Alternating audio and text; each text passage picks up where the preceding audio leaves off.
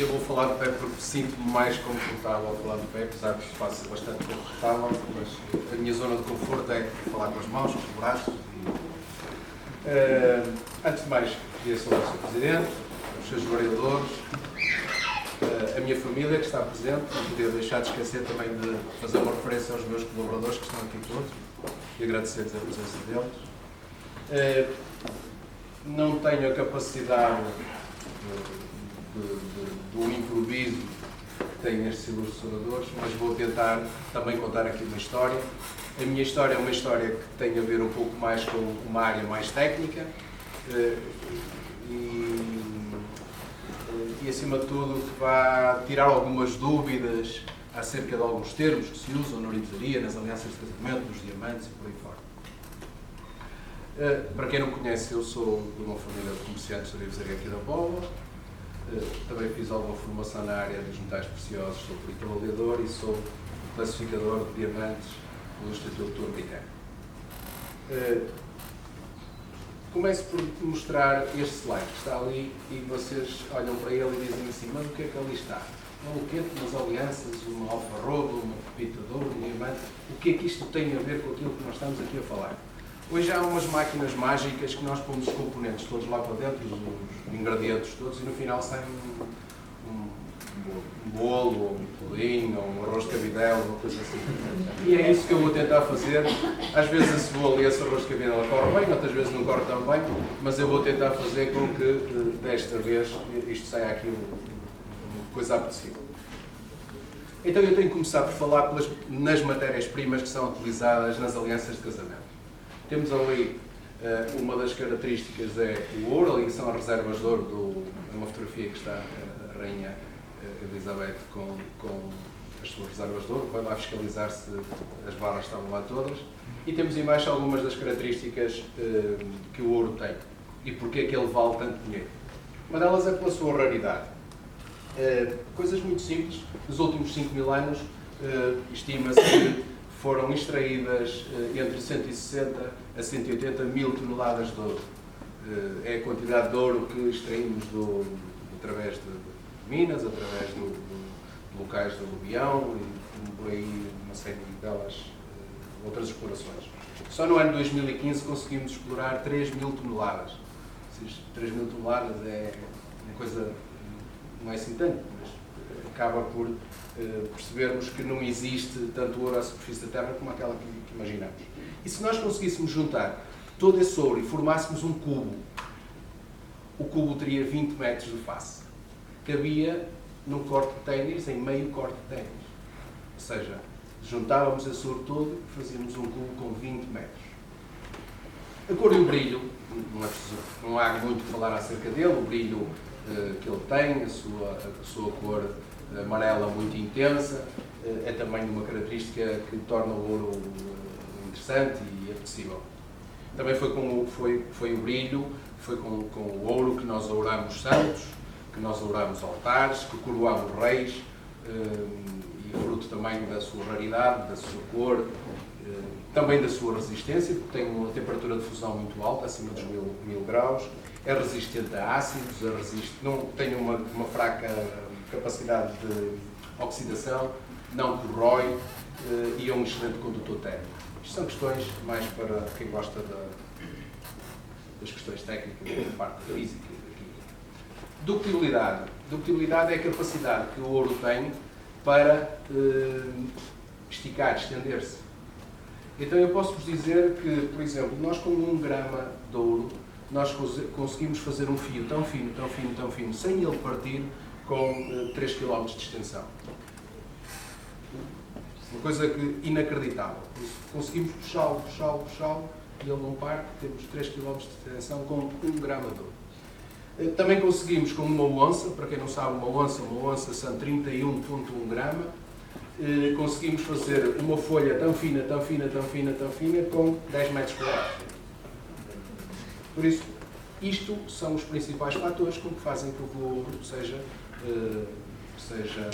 procurado, seja valorizado e já agora uma das características pelo qual também é apetecido e por ser raro é que os principais quer os bancos, quer os países nas suas reservas,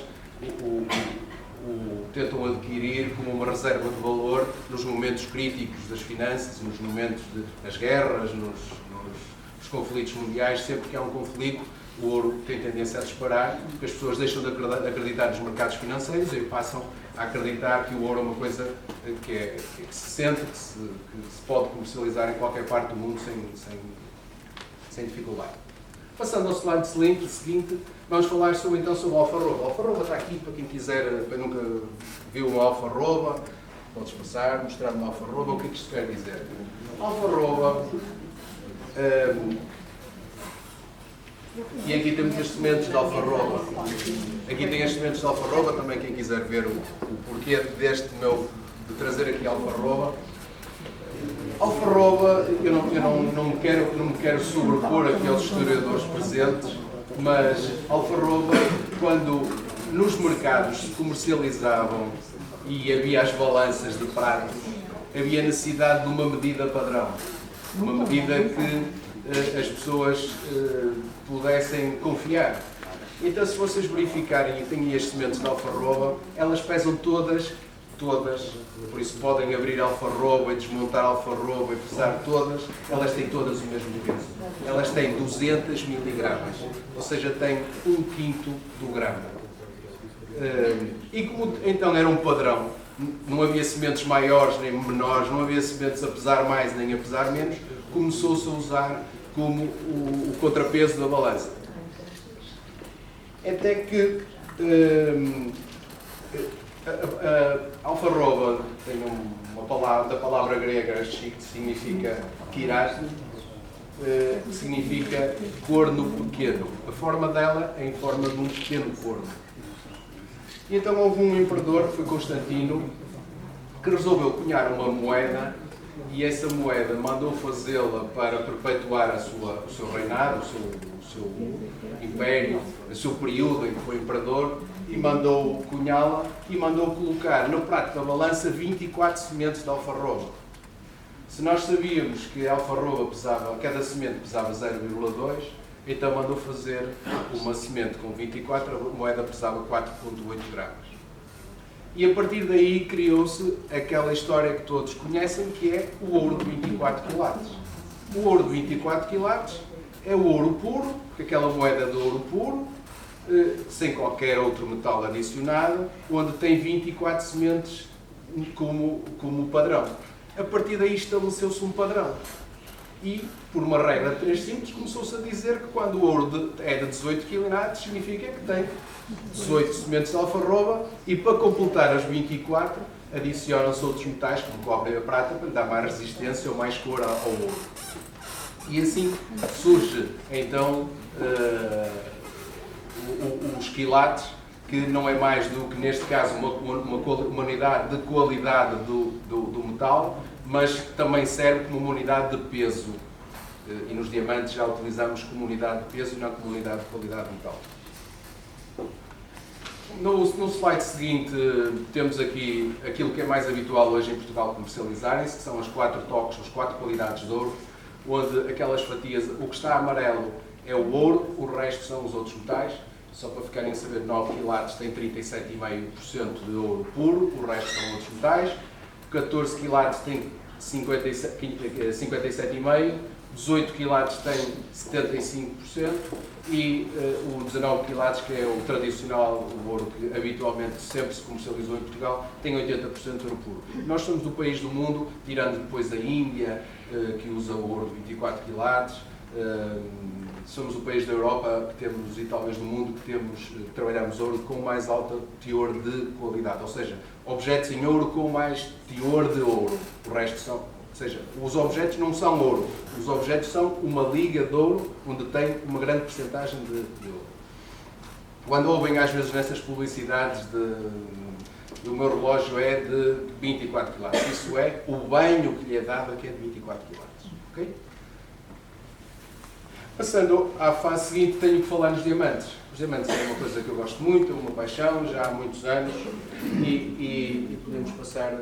eu esqueci de mostrar uma pepita de ouro, para quem nunca viu, pode pegar e sentir uma pepita de ouro. Vou guardá-la. Eu aceito, tenho tanto de metais. Aqui temos um diamante, não é propriamente um diamante, mas é um diamante. O diamante em qualquer dos tamanhos, desde um com 1 milímetro de tamanho até um maior que me passou pelas mãos, tinha 13 quilates, era uma coisa do tamanho de uma moeda de €1. Um diamante com 1 quilate tem 6,5 milímetros. Este teria à volta de 500 quilates se fosse verdadeiro. Mas aqui, seja ele pequenino ou grande, ele tem 57 facetas, por isso o lapidador teve que cortar isto em 57 janelinhas para se poder aproveitar aquilo que ele tem de bom, que é a reflexão da luz. A luz, quando incide no diamante, ele reflete a luz e é este o fogo, o brilho que nos apaixona, e principalmente as mulheres, porque o diamante, não sei se sabem, mas é o maior amigo das mulheres. Então, o que é o diamante? O diamante não é mais do que carbono, é mais do que carbono, e que quando as ligações de carbono são muito fortes, se transformam em diamante, quando são muito fracas, se transformam naquilo que nós vulgarmente usamos e diariamente usamos, que é a grafite, que é o lápis com que escrevemos. Normalmente, quando o diamante se associa a outros átomos, como por exemplo o boro e outros, os diamantes têm tendência a ter cor. Naquela exposição que está ali com os maiores diamantes do mundo, aquilo são réplicas, tem alguns amarelos, azuis, verdes. Para muitos de vocês, se calhar, nunca imaginavam que houvessem diamantes de cor. E eles existem, e são porque há ligações entre os átomos de carbono e outros átomos de outros elementos. O diamante é apreciado porquê? Voltando só um bocadinho atrás. O diamante é apreciado porquê? Porque é o material mais duro que existe à face da Terra. Ele risca qualquer material, mas ninguém o risca. Não há nada que o risque. Por isso é que um diamante, para ser cortado e lapidado, é lapidado por outro diamante. É o roçar um no outro que faz com que consigamos poli-lo, cortá-lo, lapidá-lo. Na escala de Mohs, toda a gente sabe que a escala de Mohs é a escala de dureza, ele está na escala 10, na escala 1 temos o tal. É resistente também a altas temperaturas, é resistente aos ácidos, como é duro, é resistente à corrosão, por isso é uma coisa que nós entendemos que é uma coisa eterna, uma coisa que não parte, e como tal, estas características todas fazem dele também uma peça apetecível, não é? Depois também é raro, porque diamantes de 1 ponto, 2 pontos, 2 milímetros, 3 milímetros não faltam, e há toneladas deles. Mas depois, quando começamos a falar de 1,5 kg, de 2 kg, 5 kg, 50 kg, aí as coisas começam a ir já para outros campeonatos que nos chegam aqui a Portugal. Não é? Uma das questões que são mais importantes, isto foi uma regra que se estabeleceu entre todos os profissionais do setor e também é importante para os consumidores, no sentido que quando quiserem comprar um diamante devem preocupar-se em definir quais são os 4 Cs que o diamante tem. Ou seja, os 4 Cs não são mais do que clarity em inglês, é o primeiro C, é pureza, saber qual é a pureza dele. A pureza mede-se numa escala que está definida, desde internally flawless, ou seja, sem qualquer impureza, até SE1, que é Small Inclusions no seu interior. Tudo isto, para se certificar, nós temos que usar a mesma ferramenta. Ou seja, eu não posso estar a classificar um diamante com uma lupa de 10 aumentos e o meu vizinho do lado usar uma lupa de 20 aumentos, ou outro usar um microscópio. Definiu-se que isto é feito é feito manualmente, com uma lupa, e toda a gente tem que usar a mesma lupa, uma lupa de 10 aumentos. Porque depois, se metemos no microscópio, vamos encontrar lá muitas coisas e já alteramos estas características. Outra é a cor. A cor, vocês dizem assim, mas a cor ela é incolor, e depois temos aqueles que são de cor. Não, a cor existe cores, há vários tons, e depois são definidos através de, isto é por comparação, existe um master, existe um padrão, e as cores são definidas. Quanto menos tom tiver, melhor é o seu valor. A lapidação ou cut, nós normalmente em Portugal chamamos brilhante, é tudo. Brilhante é lapidação. O diamante é uma pedra preciosa, que depois vai cortada em várias formas. E quando ela é cortada da forma redonda, que é o vulgarmente aquilo que mais vemos, chama-se um diamante em forma, melhor, um diamante com a lapidação brilhante. Podemos ter a lapidação princesa, podemos ter as baguetes, podemos ter a lapidação esmeralda, podemos ter a lapidação oval, podemos ter a lapidação marquise. Isto são tudo diamantes, lapidação esmeralda. Diamante, lapidação marquise. São as formas de lapidação. E nós vulgarmente chamamos a tudo brilhantes. Depois o seu peso, que é mais fácil, que é colocar numa balança, na preferência uma balança digital, com 4 casas decimais, porque num diamante de 2 milímetros isso não tem importância nenhuma, mas um diamante de 10 quilates pesar 10.2 ou 10.29 tem uma diferença muito grande no seu preço final. Pronto, isto é uma característica que queria deixar aqui, porque quando precisarem de comprar um diamante, procurem um profissional e alguém que vos explique isto. E hoje nós, a Orivesaria Tavares, acima de meio quilate é uma pedra, não é uma pedra por aí além, é uma pedra já com algum peso, mas não é um grande investimento. Nós só vendemos pedras certificadas pelo Instituto Genealógico Americano. Elas vêm todas com report, vêm todas com certificado, são numerados os certificados. E como é que vocês sabem que este certificado é desta pedra? Sabem porque na cintura do diamante está gravado a laser o número do certificado. E isso não permite que haja aldrabices, falsificações e histórias que muitas vezes nós ouvimos falar. A seguir, ia falar um bocadinho da história das alianças e sinto-me um pouco desconfortável a falar aqui ao lado de 2 ilustres historiadores, ou de vários ilustres historiadores, mas estas coisas têm que ser ditas no final, se disser disparados, puxem as orelhas e corrijam. A forma circular da aliança é uma forma perfeita, onde não encontramos fim, e é isso que se pretende também no casamento, em que o casamento não tem fim, seja uma relação. A própria aliança, por si, não é mais também do que um acordo. Quando usamos a palavra aliança, um acordo. O acordo entre a aliança entre países, a aliança entre irmãos, a aliança entre famílias. E aqui também a aliança simboliza o acordo entre duas pessoas. E então temos... É um símbolo também de eternidade, é um símbolo, é uma promessa pública, ou seja, nós colocamos a aliança no dedo e dizemos às pessoas, ou melhor, é um ato público em que a partir do momento em que temos a aliança estamos casados com alguém e assumimos aquilo, é o objeto que marca a nossa relação. Ali temos duas alianças. Aquela é mais comum, é uma aliança clássica que 90% dos casais em Portugal usam, uma aliança mais larga, mais fina, mas é aquela que usam, apesar de hoje as tendências serem outras, a utilização de pedras preciosas, a utilização de várias cores de ouro, a utilização de combinação de ouros de várias cores de ouro também. Temos ali 2 achados arqueológicos, eu penso que são de Évora, em que foram encontradas nas ossadas na mão esquerda já aquelas alianças em ouro. Significa que o uso da aliança já não vem de hoje, já vem de há muitos anos. E foi introduzido por decreto papal em 860 pelo Papa, não me recordo o nome, o nome, mas foi assumido o compromisso que no casamento teria que se colocar a aliança na mão esquerda. E na mão esquerda, isto já é lenda, é também uma lenda para os Azevedo depois poder explorar, é que dizia-se na altura que havia uma veia, que era a veia do amor, que começava aqui na ponta deste dedo e vinha pelo braço acima até ao coração. E então, a partir daí, começou-se a usar a aliança neste dedo. No entanto, há uma tradição chinesa que diz que quando se juntam as duas mãos e as mãos representam a família, os filhos, os pais, os irmãos,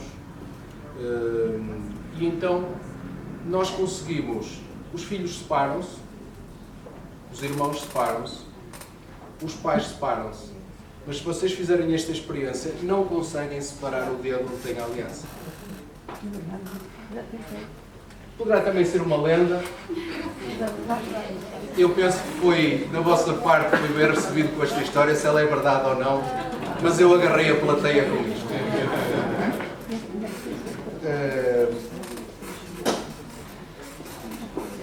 Passemos então ao primeiro anel de noivado que existe história. Até aqui usava-se aliança, mas nunca ninguém resolveu oferecer um anel de noivado, ou seja, assumir um compromisso antes do casamento. E então, em 1477, o arquiduque Maximiliano da Áustria resolveu, esta senhora, que se chamava Maria de Borgonha, resolveu oferecer um anel de noivado, que não é mais do que um aro e um diamante em cima. Nesta época ainda não se tinham descoberto as jazidas de diamantes do Brasil. Então os diamantes vinham da Ásia e as ligações comerciais com a Ásia eram difíceis e então havia dificuldades, não era vulgar existir na Europa, existirem diamantes. Como tal, ele quis marcar aquela união e o símbolo daquela união que fosse abençoado por um material que fosse perfeito, que fosse raro e que simbolizasse aquele acordo e que fosse resistente. Era aquilo que ele queria, que o amor fosse eterno, tal como era o diamante. Aqui temos algumas celebridades. Grace Kelly, para os mais antigos, Príncipe Alberto, a Diana com o célebre anel Lady Di. Aquele anel, quando houve o casamento da Diana, aquele anel foi multiplicado foi uma coisa impressionante. Vocês não imaginam, as pessoas entravam nas ourivezarias e queriam aquele anel. E depois queriam em verde, em esmeralda, com rubi, com safira. Aquilo foi com uma safira, aquele anel tem uma safira azul.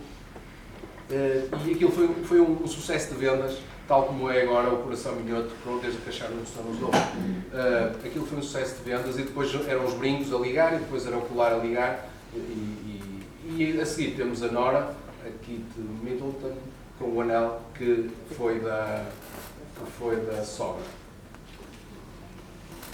Depois temos aqui uma história que pode passar a lenda também. Aquele casal que está ali visitou-nos há 2 ou 3 anos, fui eu que os atendi, e foi com enorme prazer que os atendi. O senhor já tinha algumas dificuldades por uma doença que estava a fazer tratamento e estava já com dificuldades em deslocar-se até nós, mas fez um esforço em vir até nós. E eles eram de Vila das Aves. E aquele casal veio lá comprar as alianças de bodas de ouro para celebrar os 50 anos de casado. E depois de os atender, começaram a contar uma história da vida deles e disseram que o anel de noivado que a senhora trazia na mão tinha sido comprado na nossa loja. As alianças de casamento tinham sido compradas na nossa loja. As alianças de bodas de prata tinham sido compradas na nossa loja. E fizeram questão para que as alianças de bodas de ouro também lá fossem compradas. E foram. E fizeram desconto? E fizemos um desconto. Não fizemos um desconto, fizemos uma atenção. Vou dizer porque, não leva mal o que vou dizer. O meu pai dizia assim: dá-lhe desconto que ele é tolinho. Por isso nós não fizemos um desconto, fizemos uma atenção. E depois alguém escreveu aquela frase que está ali, que foi um testemunho que alguém deixou no Facebook lá da nossa página, em que diz uma coisa muito interessante, porque depois desta história nós começamos a divulgá-la aos clientes e dizíamos que, reparem numa coisa, nós até tivemos um cliente, isto já aconteceu muitas vezes, este caso é um caso porque eu tinha fotografia e trouxe para aqui, mas isto acontece com frequência, pessoas que compraram durante 50 anos os anéis de noivado, a aliança de casamento, comprou em nós. Nós temos 96 anos de existência, por isso é provável que isto possa acontecer. E então os nossos comerciais, e começámos a contar esta história aos clientes e aos novos noivos que vêm comprar as alianças. Então começaram a dizer: olha, repare que até tivemos uma senhora que comprou cá as alianças de bodas de prata. Por isso é para vocês verem que quem quiser comprar, quem quiser ter um casamento durante 50 anos, no mínimo, compre cá as alianças. E com respeito à concorrência, quando quiserem se divorciar rápido, comprem na concorrência.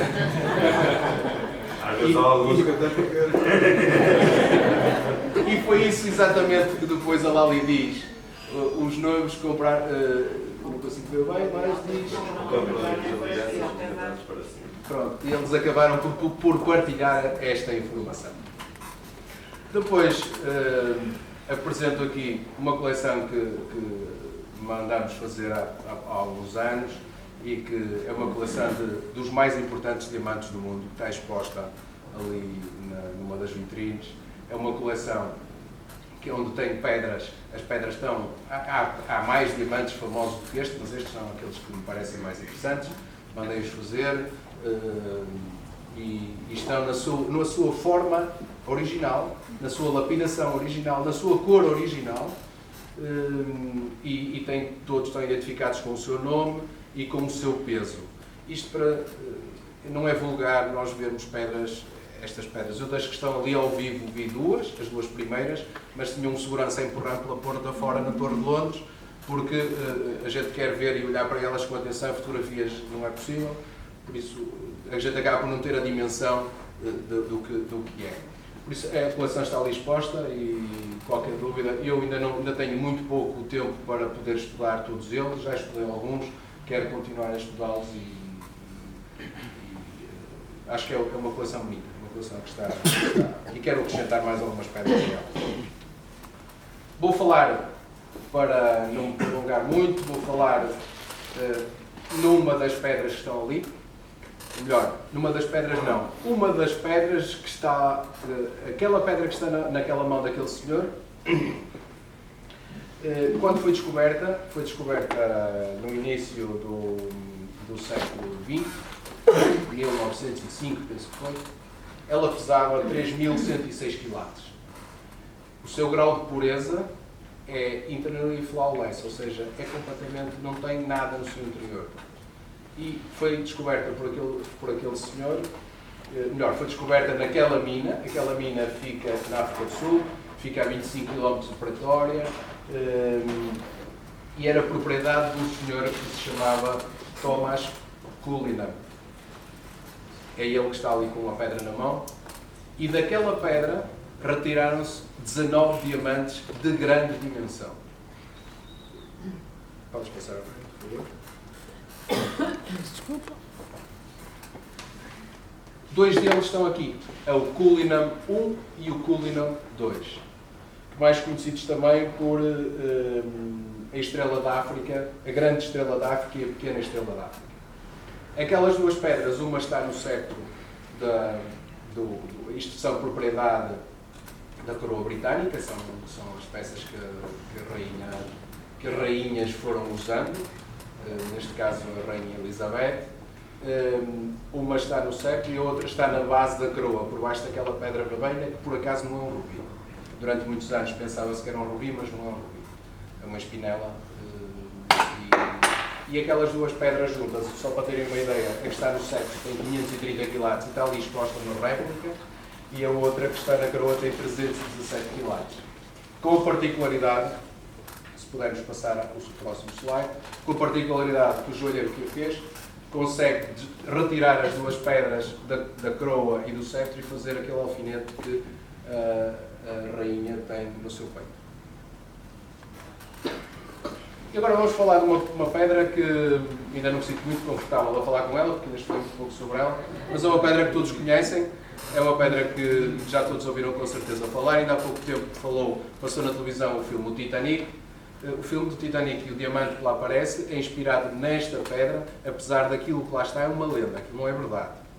Este diamante chama-se Hope. Hope poderia significar esperança, mas não é. Este diamante é um diamante que, por todas as pessoas que o tiveram na sua propriedade, foram amaldiçoadas. E porquê? Porque o... Como é que se chama este senhor? Falta-me aqui o nome. O Luís XIV roubou esta pedra. Ou melhor, comprou um comerciante que a roubou um templo sagrado na Índia. E todos os devotos daquele templo rogaram uma praga, como se diz aqui na Póvoa, não é assim? Rogaram uma praga. Então toda a gente que durante esses anos todos teve na sua posse este diamante E agora vamos falar de uma pedra que ainda não me sinto muito confortável a falar com ela, porque nos falei um pouco sobre ela, mas é uma pedra que todos conhecem, é uma pedra que já todos ouviram com certeza falar. Ainda há pouco tempo passou na televisão o filme O Titanic. O filme do Titanic e o diamante que lá aparece é inspirado nesta pedra, apesar daquilo que lá está é uma lenda, que não é verdade. Este diamante chama-se Hope. Hope poderia significar esperança, mas não é. Este diamante é um diamante que, por todas as pessoas que o tiveram na sua propriedade, foram amaldiçoadas. E porquê? Porque o... Como é que se chama este senhor? Falta-me aqui o nome. O Luís XIV roubou esta pedra. Ou melhor, comprou um comerciante que a roubou a um templo sagrado na Índia. E todos os devotos daquele templo rogaram uma praga, como se diz aqui na Póvoa, assim, rogaram uma praga. Então toda a gente que durante esses anos todos teve na sua posse este diamante acabou por ter maldições na sua família. O Luís XIV ofereceu a Maria Antonieta e nós sabemos qual foi o destino que ela teve. Mais tarde, um comerciante londrino comprou o diamante e vendeu ao Francis Hope. Atenção que ali as pedras, apesar de ser a mesma pedra, elas sofreram alterações. Elas sofreram relapidaram a pedra, perderam peso, mas a pedra era a mesma. E o Francis Hope morreu de morte súbita, a sua mulher morreu queimada, o diamante foi para a mão do sobrinho, o sobrinho faliu a empresa e acabou por se suicidar. Depois foi vendido a um comerciante russo que também morreu num desastre esquisito. Depois, ofereceu à sua noiva e que morreu assassinada. Muitos foram as tragédias que aconteceram à volta deste diamante. Por isso, de Hope e de esperança ele não tem nada. Ele é Hope porque o seu proprietário chamava-se Hope. E é por isso que lhe deram o nome de Hope. Atualmente está num museu em Washington e a partir do momento em que ele entrou no museu não se sabe de nada. A não ser que agora venha alguma calamidade com estes nomes. Se passarmos à frente, vemos o diamante Hope como ele está, numa joia. Ele está montado numa joia. E depois a seguir vemos a lenda do Titanic, que é inspirado no Hope, onde vemos ali a Rosemary com o diamante ao pescoço. Mas isto é uma lenda inspirada no diamante. Depois, aquilo que eu gosto de dizer a todas as senhoras e aos maridos, o diamante é o maior amigo das mulheres. Vejam lá se fazem as vossas mulheres felizes comprando diamantes. Isto foi uma frase que ficou eternizada para Marilyn Monroe. E por fim, falo-lhes neste caso, que é um caso que passou a ser uma calamidade, por exemplo, em Paris. Uma calamidade só por um motivo. É que aquelas estruturas não estavam preparadas para aquele fim. Agora, vejam o número de pessoas que colocaram ali o aluquete e que ou dormiram lá, ou comeram lá, ou beberam lá, ou apanharam um avião lá. Vejam a quantidade, a potencialidade económica que aquilo que está ali tem. E por último, só queria dizer para quem não sabe, aqui no distrito do Porto, no ano passado, uma questão estatística, meramente estatística, no ano passado em Portugal houve 35 mil casamentos, no ano em que eu casei houve 75 mil, foi assim há muitos anos,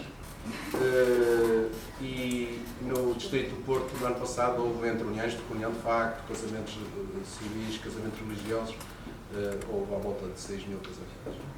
Muito obrigado por me terem ouvido.